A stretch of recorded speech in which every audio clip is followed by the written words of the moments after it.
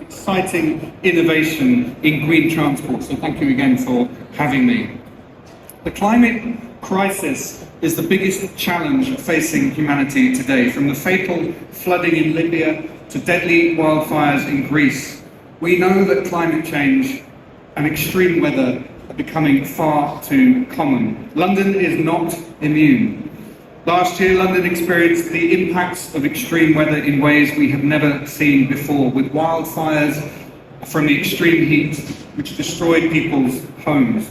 The London Fire Brigade had its busiest summer on record since the Second World War. And at the same time, air pollution continues to pose an enormous threat, with some 4,000 people every single year dying prematurely in London from the effects of poor air. It does irreparable damage to the health of our citizens and leads to many of our children growing up with stunted lungs. And the inconvenient truth of all of this is that it is the poorest in our society who bear the brunt. So while some choose to delay taking action on the climate emergency, such as governments, including our own, who have rolled back on their net zero plans, delaying the ban on new petrol and diesel cars to 2035, and at the same time approving new coal mines and oil rigs, cities offer hope, and cities such as London are willing to make the tough calls. Today here at the ExCeL, we are just down the road from City Hall, where Sadiq Khan, the Mayor of London, has committed for this city, our home, to be net zero by 2030. And last month, London implemented the world's largest clean air zone, the ultra-low emission zone. Whilst pushing this through was not easy, we know it's the right thing to do for our city and the right thing to do for Londoners, because the time for action is now. But even still, our city continues to grapple with toxic air. We know that in London, road vehicles are the single biggest cause of air pollution and one of the biggest contributors to carbon emissions. And that is why, as an administration, we have been determined to put London at the forefront of a green transport revolution. By investing in our public transport system, encouraging people out of their polluting vehicles and onto more sustainable modes of transport, and ensuring, for those of us who do need to drive, we have a reliable and expansive electric vehicle charging network in place to support that transition. Over the Mayor's term, as a result of the leadership and decisions that we have made, we have introduced a number of environmental policies which have been key to reducing our emissions. London's transport network, already one of the world's leading transport network, has been something that we take pride in, is a source of an identity that Londoners take pride in, but we've been working to make it even better. In May 2022, we opened the Elizabeth line, our newest rail line, which is slashing journey times and improving connectivity across London. Since it opened, more than 200 million journeys have been made on this one line alone. And incredibly, 1 in 6 of all UK rail journeys are now taken on the Elizabeth line. Not only has this shift, it supported a modal shift for people to use our public transport network, but it's also created jobs, some 55,000 jobs across the UK. And in March this year, we launched the Superloop, a new network of express bus routes connecting more people and communities across outer London. We've expanded our existing public transport network at the Tube with a new branch on the Northern Line and additional stations on the London Overground network. And there are now more bus routes in outer London. But as well as increasing public transport availability, we've also been working to clean up our fleet. And today, Transport for London's bus fleet has over 1,100 zero-emission buses. This is the largest zero-emission bus fleet in Western Europe, with 1 in every 7 buses on our roads now emission-free. And from January, we've required all black taxi cabs and private hire vehicles licensed for the first time to be zero-emission capable. Almost half of London's iconic taxi fleet is now zero-emission capable.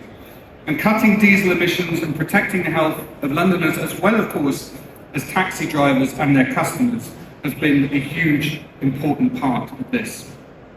Our emergency services are also showing leadership, with the London Fire Brigade currently trialling a hybrid electric fire engine, the first of its kind, and the London Ambulance Service investing in electric response vehicles. This August, the ultra-low emission zone was expanded to cover the whole of Greater London. This improves air quality for all of London's 9 million inhabitants. As I said earlier, we now have the largest clean air zone in the world, and thanks to the efforts that we have put in, 95% of all vehicles and 96% of cars seen driving on London's roads now comply with our air quality standards. The previous ultra-low emission zone, which operated in central and inner London, cut nitrogen dioxide concentrations by half in central London and by a fifth in inner London. And we will look forward to the impact in the outer London boroughs, which will be seen in the coming months. But that's not all. London is also showing leadership in delivering EV infrastructure. Today, London has more than 18,000 public charge points. This is over a third of the UK's entire charging network. It's a 340% increase since 2019. And Londoners are responding in kind. Today, a new report commissioned by City Hall shows that new electric car registrations in London are outpacing the rest of the UK, driving a cleaner, greener and healthier future for London. Almost a quarter of all new cars registered in London in 2022 were electric. It was just 1% in 2018. This is an average growth rate of 5.5% every single year.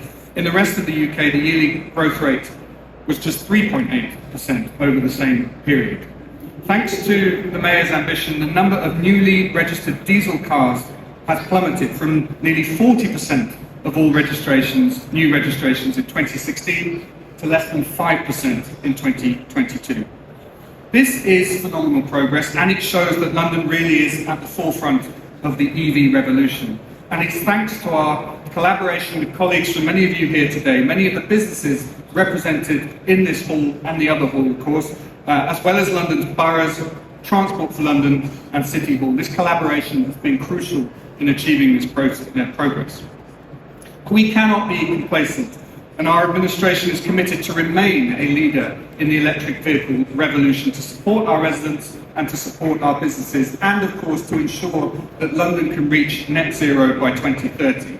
TfL has forecast that London will need between 40 and 60,000 public charge points by 2030.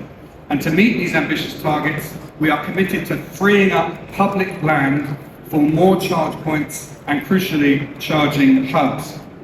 This is why last year the Mayor announced that we would be releasing 75 sites to deliver 100 public rapid charging bays on the TfL road network. And back in May, we were pleased to announce that the operator Zest had won the contract for the first of the 3 batches of these sites. And today, I am pleased to announce that contracts for the remaining 2 batches of sites have both been signed and awarded. And a big congratulations to Zest, who have won both contracts.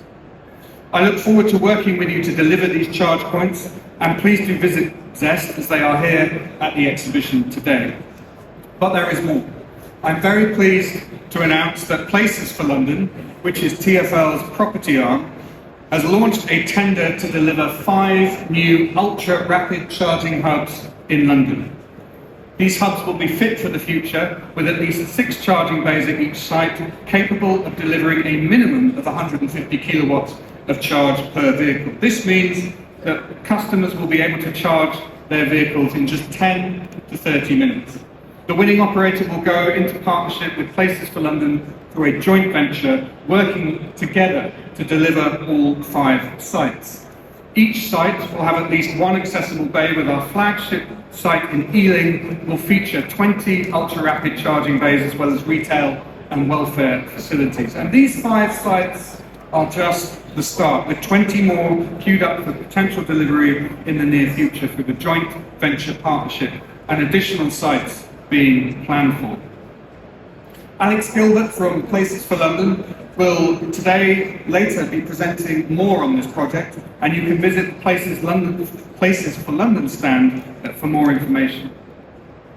We want a greener, safer, fairer and more prosperous London for everyone who lives, works and visits our city. And through our ambitious investment and policy direction, we continue to strengthen our reputation as a world leader in the delivery of charge points and infrastructure. And I know that everyone in this room shares those ambitions. We cannot, forgive the pun, take our foot off the pedal or hold back on action. As international businesses, the automotive industry and policymakers, I call on you, again, excuse the pun, to drive forward this agenda and ensure you are doing all you can to accelerate the transition to electric vehicles here in London, in the UK and globally. Transport is nothing if it doesn't have a rich pun list to draw.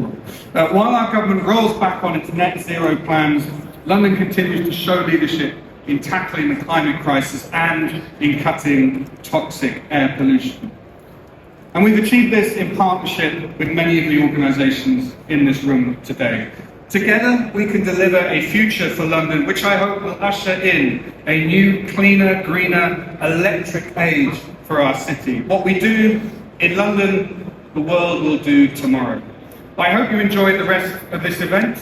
Share your ideas and get inspiration from the conversations you have. Thank you for having me, and I wish you every success with this.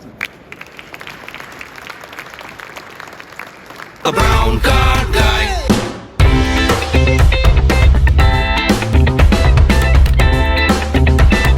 Brown card guy. Hope you enjoyed that video. If you did, please hit the like button and share this video as well if you can. And while you're at it, check out these guys who also sponsor my content. I am deeply grateful to them because it helps me to buy new equipment, put fuel in the cars, and yes, buy a cup of coffee. You can do the same. Just go here or right here on YouTube. Just hit these three little dots down here and click on thanks. Make sure you're signed in first. My content is free, but this is how you can help me keep it that way. I may even send you a gift. Oh, by the way, watch this next.